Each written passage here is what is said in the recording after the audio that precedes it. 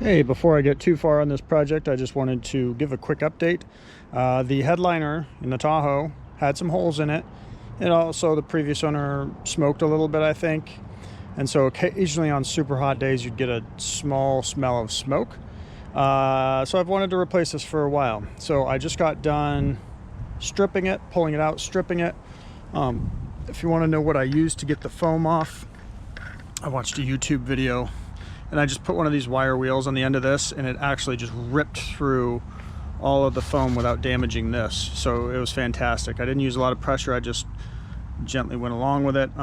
Just getting ready to lay the carpet out and then spray it and lay it in. But we can walk over and take a look at the inside of the ho-ho.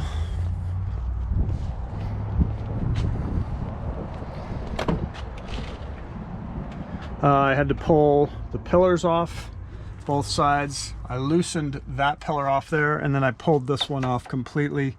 But you can see up above, it's just all metal. And then of course I pulled the back pillars off as well. And that's about it. But I'm excited to have a new headliner, and then of course a new liner on the